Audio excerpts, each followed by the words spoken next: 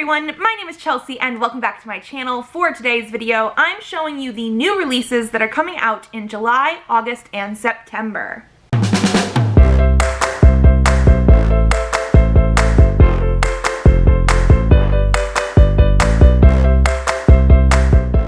So this is a video that I've been doing for the last year and a half now. I think we're officially a year and a half in. Basically just showing you the new releases that I personally am very excited for coming out in the next quarter. So for this video, it'll be July, August, and September of 2022.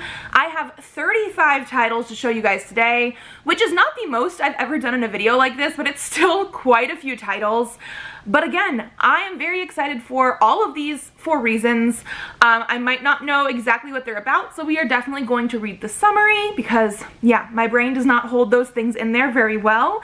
But yes, I am genuinely excited for all of these, and because there are 35 titles, we're gonna jump right on in. There will be 3 titles coming out on July 5th. The first is Nura and the Immortal Palace by M.T. Khan, which is being billed as Arusha meets Spirited Away. Nura longs for the simple pleasure of many things, to wear a beautiful red dupatta or to bite into a sweet gulab. But with her mom hard at work in a rundown sweatshop and 3 younger siblings to feed, Nura must spend her days earning money by mica mining. But it's not just the extra rupees in her pocket Nura is after. Local rumor says there's buried treasure in the mine, and Nura knows that finding it could change the course of her family's life forever. Her plan backfires when the mines collapse and 4 kids, including her best friend Faisal, are claimed dead. Nura refuses to believe it and shovels her way through the dirt hoping to find him. Instead, she finds herself at the entrance to a strange world of purple skies and pink seas, a portal to the opulent realm of Jinn, inhabited by the trickster creatures from her mother's cautionary tales. Yet they aren't nearly as treacherous as her mother made them out to be, because Nura is invited to a luxury Jinn hotel where she's given everything she could ever imagine and more. But there's a dark truth lurking beneath all that glitter and gold, and when Nura crosses the owner's son and is banished to the working quarters, she realizes she isn't the only human who's ended up in the hotel's clutches. Faisal and the other missing children are there too, and if Nura can't find a way to help them all escape, they'll be bound to work for the hotel forever. Lore Olympus Volume 2 by Rachel Smith is also coming out on this date. This, I'm not going to get into the summary because I feel like a lot of people know it, but also it is the second book in this series. This originally was a webtoon, and it is all about a reimagining of Greek gods. The art style is gorgeous. I absolutely love the fact that we have a color scheme per character, and it is going to be a Hades and Persephone retelling. I've technically already read Volume 2 on webtoon, but I'm super excited to get my hands on a physical copy. And then we also have What Souls Are Made Of by Tasha Suri. This is going to be a Wuthering Heights remix. They've been remixing a lot of classics lately, especially with POC authors, and I'm very excited for this one. As the abandoned son of a Lascar, a sailor from India, Heathcliff has spent most of his young life maligned as an outsider. Now he's being flung into an alien life in the Yorkshire moors, where he clings to his birth father's language even though it makes the children of the house call him an animal, and the maids claim he speaks gibberish. Catherine is the younger child of the estate's owner, a daughter with light skin and brown curls, and a mother that nobody talks about. Her father is grooming her for a place in proper society, and that's all that matters. Catherine knows she must mold herself into someone pretty and good and marriageable, even though it might destroy her spirit. As they occasionally flee into the moors to escape judgment and share the half-remembered language of their unknown kin, Catherine and Heathcliff come to find solace in each other. Deep down in their souls, they can feel they are the same. But when Catherine's father dies and the household's treatment of Heathcliff only grows more cruel, their relationship becomes strained and threatens to unravel. For how can they ever be together when loving each other, and indeed loving themselves, is as good as throwing themselves into poverty and death? Then there are 2 books coming out on July 12th. The first is Upgrade by Blake Crouch. At first, Logan Ramsey isn't sure if anything's different. He just feels a little sharper, better able to concentrate, better at multitasking, reading a bit faster, memorizing better, needing less sleep. But before long, he can't deny it. Something's happening to his brain, to his body. He's starting to see the world and those around him, even those he loves most, in whole new ways. The truth is, Logan's genome has been hacked. But there's a reason he's been targeted for this upgrade. A reason that goes back decades to the darkest part of his past and a horrific family legacy. Worse still, what's happened to him is just the first step in a much larger plan. One that will inflict the same changes on humanity at large at a terrifying cost. Because of his new abilities, Logan's the one person in the world capable of stopping what's been set in motion. But to have a chance at winning this war, he'll have to become something other than himself. Maybe even something other than human. And even as he's fighting, he can't help wondering, what if humanity's only hope for a future really does lie in engineering our own evolution? And then we also have the Berkeley Special Edition of Barbarian Lover by Ruby Dixon. This is the third book in the Ice Planet Barbarians series. I've already read this one, and it is the third book, so we're not going to get into the summary. Although they are companion novels, but I definitely think you need to at least read the first book in the series. This is basically a sci-fi romance series that follows a group of women who had been stolen from Earth and end up crash landing on this ice planet, and then eventually forming relationships and mating with the aliens of that planet. Although, because they're native to the planet, humans are aliens. You know what I mean. This third one I really did enjoy. I will say it does have topics about infertility in it, because mating and eventually becoming pregnant is a big part of like the previous two books. So the fact that we do have the infertility talk, I did appreciate, but I do know it can be triggering for some people. So just know that that is a prominent part of this third book. Then there are 4 books coming out on July 19th. The first is Dauntless by Alyssa A. Bonin. And this is going to be a Filipino-inspired fantasy. Sari's world is defined by very clear rules. The beasts prowl the forest paths and hunt the people. The valiant explore the unknown world, kill the beasts, and gain strength from the armor they make from them. As an assistant to Ashai Unbroken, a young Valor commander with a near-mythical reputation, Sari has seen firsthand the struggle to keep the beasts at bay and ensure the safety of the spreading trees where the people make their homes. That was how it's always been, and how it always would be. Until the day Sari encounters Sana. Sana is impossibly a stranger from the unknown world who can communicate with the beasts, a fact that makes Sari begin to doubt everything she's ever been taught. As Sari and Sana grow closer, their worlds begin to collide with deadly consequences. Somehow, with the world on the brink of war, Sari will have to find a way to make peace. And then we have Youngblood by Sasha Laurens. Cat Finn and her mother can barely make ends meet living among humans. Like all vampires, they must drink hema, an expensive synthetic blood substitute, to survive, as nearly all of humanity has been infected by a virus that's fatal to vampires. Cat isn't looking forward to an immortal life of barely scraping by, but when she learns she's been accepted to the Hart School, a prestigious prep school that's secretly vampires only, she knows her fortune is about to change. Taylor Sanger has grown up in the wealthy vampire world, but she's tired of its backward conservative values, especially when it comes to sexuality, since she's an out and proud lesbian. She only has to suffer through 2 more years of Harcoat before she's free, but when she discovers her new roommate is Cat Finn, she's horrified, because she and Cat used to be friends, a long time ago, and it didn't end well. When Taylor stumbles upon the dead body of a vampire and Cat makes a shocking discovery in the school's archives, the two realize that there are deep secrets at Harcoat, secrets that link them to the most powerful figures in vampiredom and to the synthetic blood they all rely on.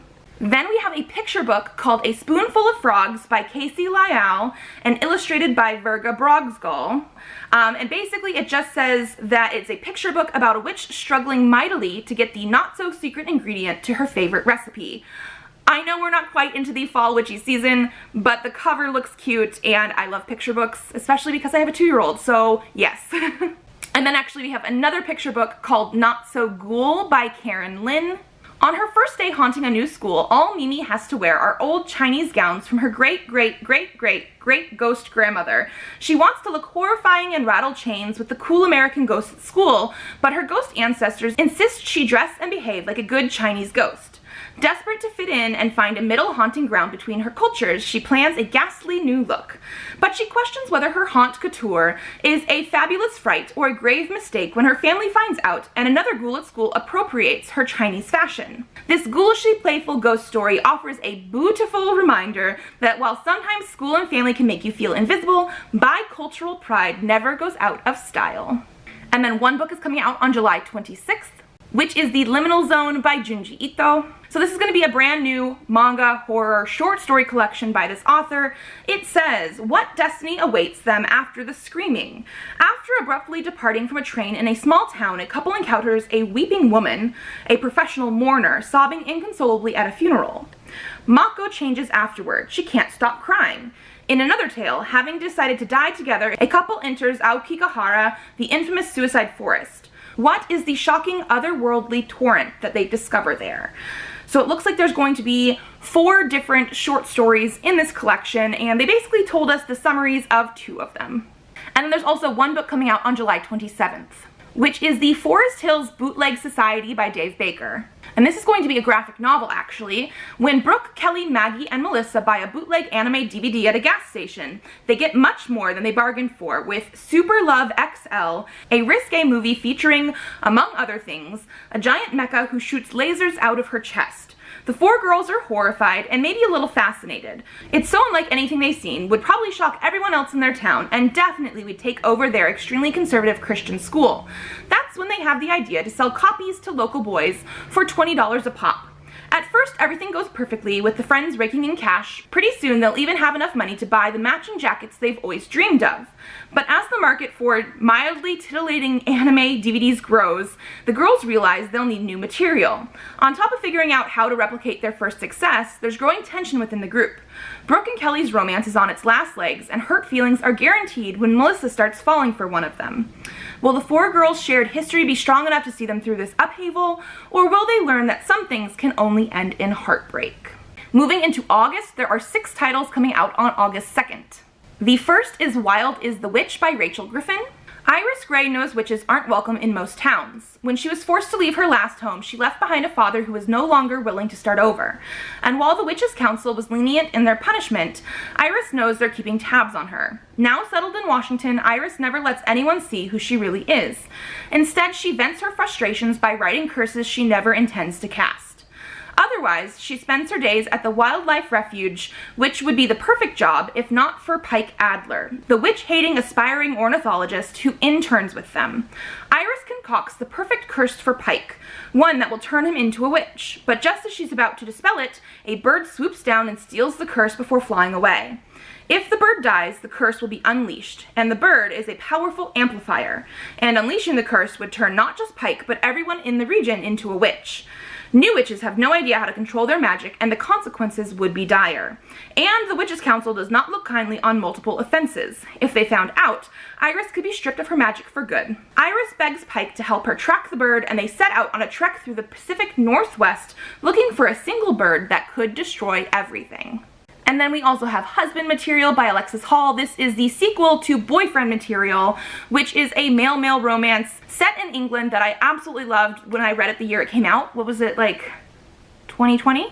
2019, 2020, something around there. So I'm not going to get in the summary of this one. It is going to be a direct sequel to that book. I'm very, very excited because I thought the first one was very humorous, also very cute. It had fake dating, so yes.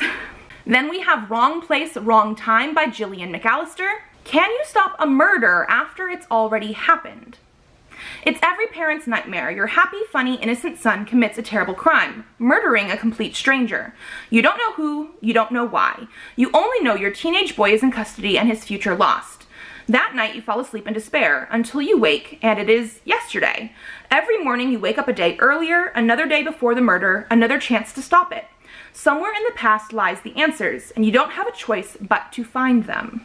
And then we have Bloody Fool for Love by William Ritter. So this is going to be a prequel of sorts to the Buffyverse, and it's going to follow Spike. Spike just wants to enjoy the spoils of his new badass reputation. He's now a legendary Slayer killer, and he's returning to London, the greatest city in the world. Unfortunately, his new abode is far from ideal, mostly a dank basement, and the rest of his strange little family is reeling from the fact that their patriarch Angel abandoned them. Spike's love Drusilla seems especially heartbroken over the loss and spends her time lost in her tarot cards and planning their next gruesome family dinner when they all can be reunited. Desperate to break Drew out of her melancholy, Spike vows to steal a powerful relic that will help her focus on their dark future together. It's the perfect plan, that is until a monster named Gunnar, leader of the demon underworld of London, steals the relic first. Forced to form his own ragtag group of mercenaries, Spike plans an epic heist against a ruthless gang of undead criminals. Confronted with paranormal plots, royal black ops, and tea, they may be abominations, but they're British abominations, thank you very much, Spike soon realizes that his homecoming is about to get bloody. And then we have another picture book, Emmy Isn't Scared of Monsters by Alina Tissot. Emmy is not scared of monsters. Definitely not. Not even a teeny bit. In fact, Emmy is so not scared that tonight she has a plan to catch a monster herself. She and her puppy sidekick Cookie have set a trap and are very bravely hiding in wait under the covers. But when Cookie chases her runaway ball into the dangerous dark of the house, Emmy must face her fears as this monster hunt turns into a rescue mission. And then we also have Fault Tolerance by Valerie Valdez. This is the third book in the Chilling Effect series, so again, not going to go into the summary of this one. However, you've probably heard me talk about Chilling Effect on this channel before, because I've definitely talked about it a few times. It is a sci-fi book that I really enjoy. It reminds me a lot of Mass Effect. Like, you actually can tell that Valerie Valdez, the author, is a fan of Mass Effect, because we have these sort of like missions and we have a ragtag group that become a found family, and I just absolutely enjoyed the first two books.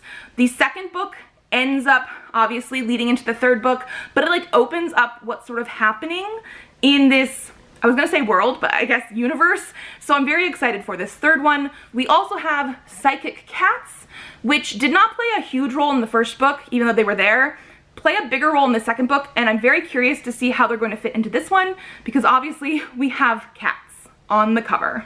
And then it looks like we have one book coming out on August 6th, which is Consort's Glory by Abigail Kelly. Margot Good, healer extraordinaire, knows that being noticed is the fastest way to get herself murdered, or worse. But even with a secret like hers, she can't stay cloistered forever. On her own in San Francisco, she's on the hunt for the one person who can stop her magic from turning against her in a catastrophic meltdown.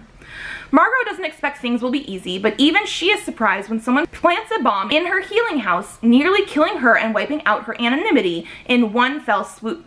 Attacking a healer is an egregious breach of the laws that keeps the races from war. Attacking Margot Good, granddaughter of the terrifying Good matriarch and leader of the most influential coven in the country, is not just blasphemous, it demands retribution.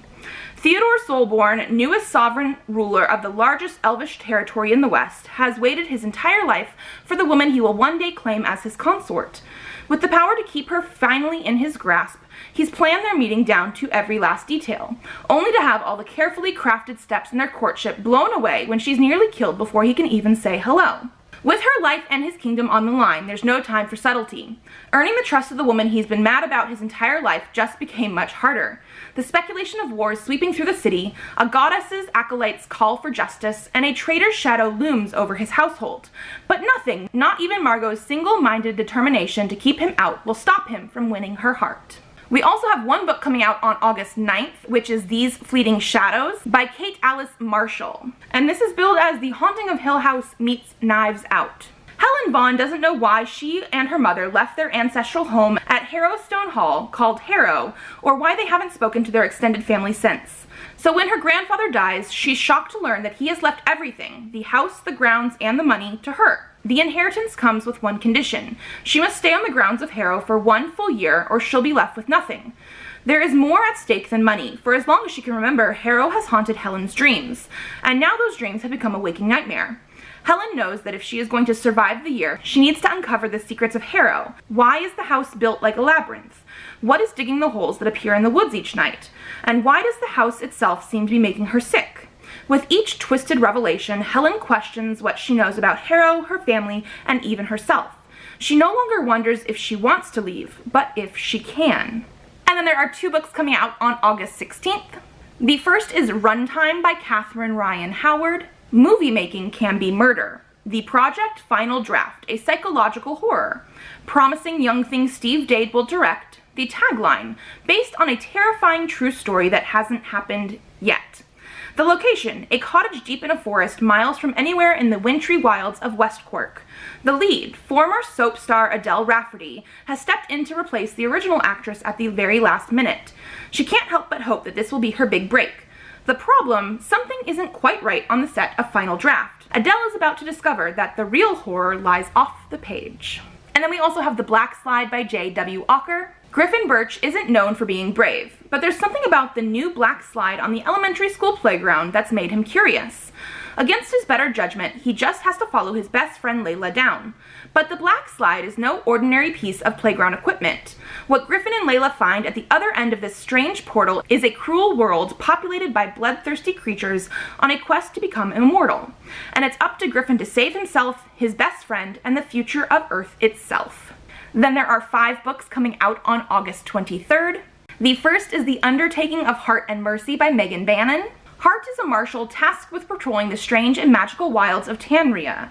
It's an unforgiving job, and Hart's got nothing but time to ponder his loneliness. Mercy never has a moment to herself. She's been single-handedly keeping Birdsall and Son Undertakers afloat in defiance of sullen jerks like Hart, who seems to have a gift for showing up right when her patience is thinnest. Yet after another exasperating run-in with Mercy, Hart finds himself penning a letter addressed simply to a friend.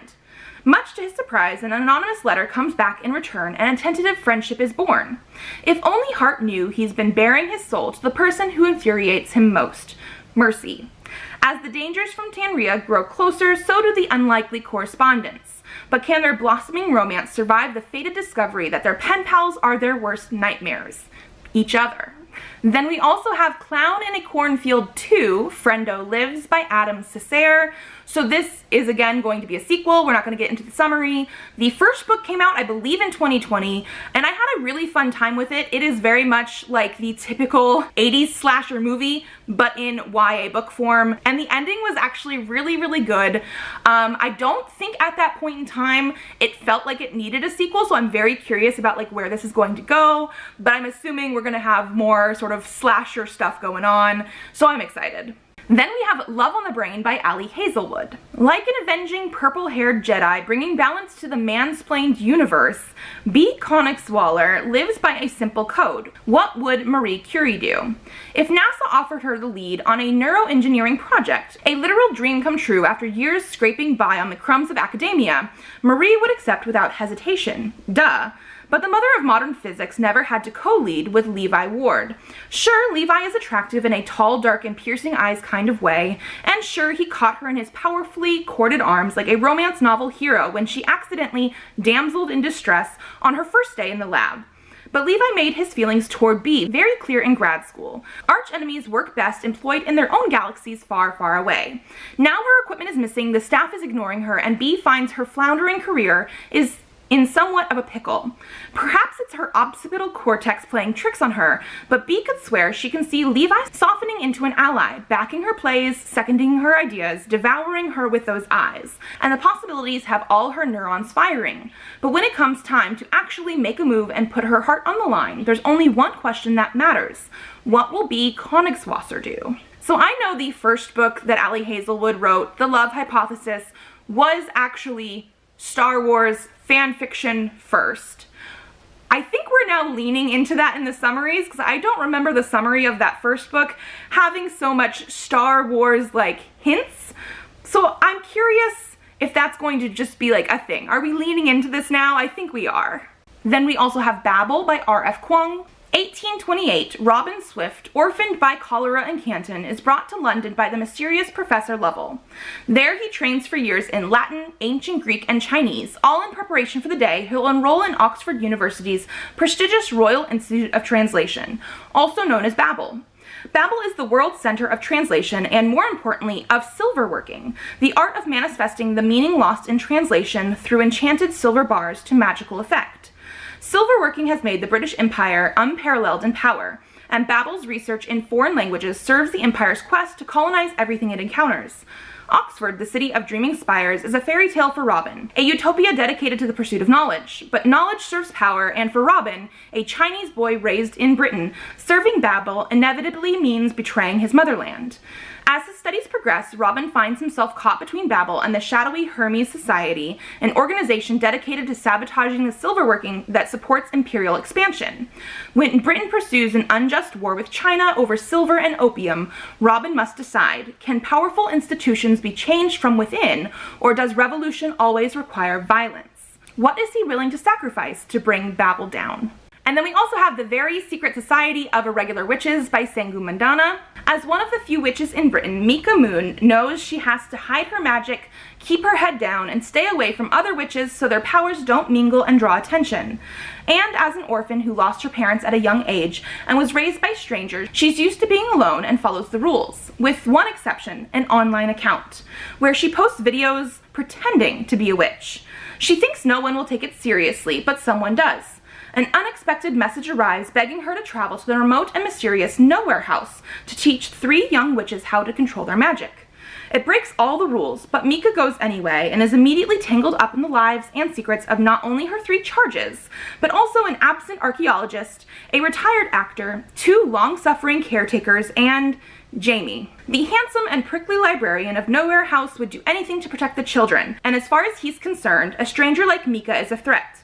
An irritatingly appealing threat.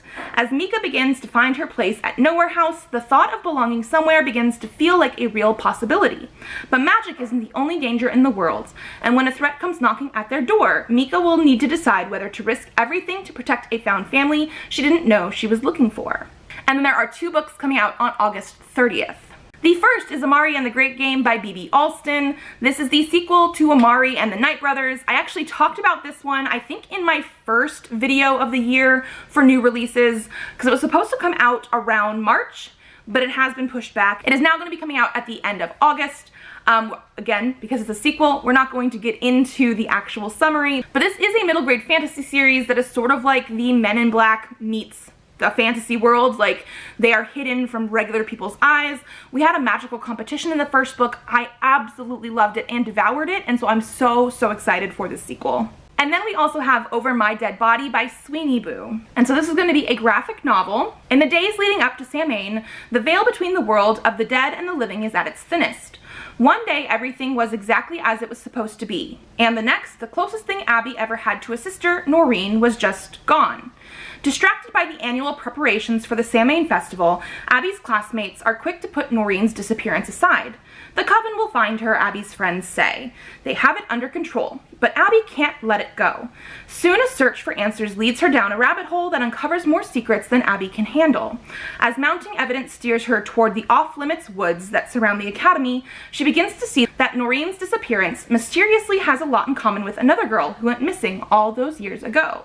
Moving into September, we actually have 5 titles coming out on September 6th.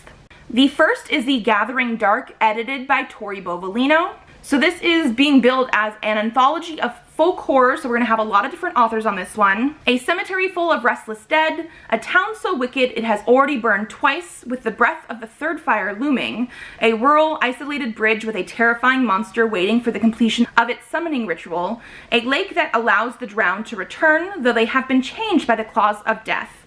These are the shadowed liminal spaces where the curses and monsters lurk, refusing to be forgotten. Hauntings and a variety of horrifying secrets lurk in the places we once called home.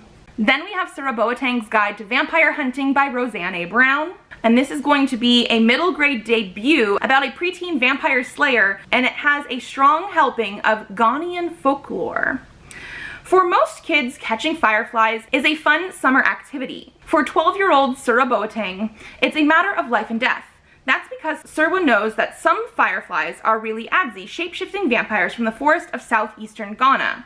Adzi prey on the blood of innocents, possessing their minds and turning them into hulking monsters. And for generations, slayers like Serwa and her parents have protected an unknown public from their threats. Serwa is the best Adzi slayer her age, and she knew how to use a crossbow before she could even ride a bike. But when an Obayifo, or witch, destroys her childhood home while searching for a drum, do Serwa's parents take her with them on their quest to defeat her? No. Instead, they dump Serwa with her hippie aunt and cryptic-obsessed cousin in the middle of Nowheresville, Maryland, for her own safety. Now, instead of crossbows and battle armor, she's dealing with mean girls and algebra, and for the first time in her life, she doesn't have to carry a staff everywhere she goes, which is kind of nice, actually. Just as Serwa starts to get the hang of this whole normal girl who doesn't punch vampires every day thing, an Adzi infiltrates her school. It's up to her to whip some of her classmates into monster-fighting shape before all of them become firefly food. And when she uncovers a secret that upends everything she thought she knew about her family's role in the Slayer versus Adzi war, Serwa will have to decide which side of herself, normal girl or slayer, is the right one. After all, 7th grade is hard enough without adding vampires to the mix. Then we also have The Weight of Blood by Tiffany D. Jackson. When Springfield residents, at least the ones still alive, are questioned about what happened on prom night, they all have the same explanation. Maddie did it. An outcast at her small-town Georgia high school, Madison, Washington, has always been a teasing target for bullies, and she's dealt with it because she has more pressing problems to manage. Until the morning a surprise rainstorm reveals her most closely kept secret. Maddie is biracial. She has been passing for white her entire life at the behest of her fanatical white father, Thomas Washington. After a viral bullying video pulls back the curtain on Springfield High's racist roots, student leaders come up with a plan to change their image. Host the school's first integrated prom as a show of unity. The popular white class president convinces her black superstar quarterback boyfriend to ask Maddie to be his date, leaving Maddie wondering if it's possible to have a normal life. But some of her classmates aren't done with her just yet. And what they don't know is that Maddie still has another secret, one that will cost them all their lives. And then we have Fairy Tale by Stephen King. Charlie Reed looks like a regular high school kid, great at baseball and football, a decent student. But he carries a heavy load. His mom was killed in a hit-and-run accident when he was 10, and grief drove his dad to drink. Charlie learned how to take care of himself and his dad. Then, when Charlie is 17, he meets Howard Bowditch, a recluse with a big dog and a big house on the top of a big hill. In the backyard is a locked shed from which strange sounds emerge, as if some creature is trying to escape. When Mr. Bowditch dies, he leaves Charlie the house, a massive amount of gold, a cassette tape telling a story that is impossible to believe, and a responsibility far too massive for a boy to shoulder. Because within the shed is a portal to another world, one whose denizens are in peril and whose monstrous leaders may destroy their own world and ours. In this parallel universe, where two moons race across the sky and the grand towers of a sprawling palace pierce the clouds, there are exiled princesses and princes who suffer horrific punishments. There are dungeons, there are games in which men and women must fight each other to the death for the amusement of the fair one, and there is a magical sundial that can turn back time. And then we also have the Sunbearer Trials by Aidan Thomas. As each new decade begins, the sun's power must be replenished so that Sol can keep traveling along the sky and keep the evil obsidian gods at bay. 10 semi-dioceses between the ages of 13 and 18 are selected by Sol himself as the most worthy to compete in these Sunbearer Trials. The winner carries light and life to all the temples of Reino del Sol, but the loser has the greatest honor of all. They will be sacrificed to Sol, their body used to fuel the sunstones that will protect the people of Reino del Sol for the next 10 years. Teo, a 17-year-old Jade semi-dios, and the trans son of Quetzal, goddess of birds, has never worried about the trials, or rather, he only worried for others. His best friend Naya, daughter of Tierra, the god of earth, is one of the strongest heroes of their generation and is much too likely to be chosen this year. He also can't help but worry, reluctantly and under protest, for Aurelio, a powerful gold semidios and Teo's friend-turned-rival, who is shoo-in for the trials. Teo wouldn't mind taking Aurelio down a notch or two, but a 1 in 10 chance of death is a bit too close for Teo's taste. But then, for the first time in over a century, Sol chooses a semidios who isn't a gold. In fact, he chooses two. Zio, the 13-year-old child of Mala Suerte, god of bad luck, and Teo. Now they must compete in 5 mysterious trials against opponents who are both more powerful and better trained for fame, glory, and their own survival. Then there is one book coming out on September 13th called I'm the Girl by Courtney Summers. When 16-year-old Georgia Avis discovers the dead body of 13-year-old Ashley James, she teams up with Ashley's older sister Nora to find and bring the killer to justice before he strikes again. But their investigation throws Georgia into a world of unimaginable privilege and wealth without conscience or consequence. And as Ashley's killer closes in, Georgia will discover when money, power, and beauty rule, it might not be a matter of who is guilty, but who is guiltiest. And then finally, we have one book coming out on September 27th, which is A Ghost in Shining Armor by Therese Beharry. Once haunted, Gemma Daniels has never been quite the down-to-earth woman her adoptive parents raised her to be.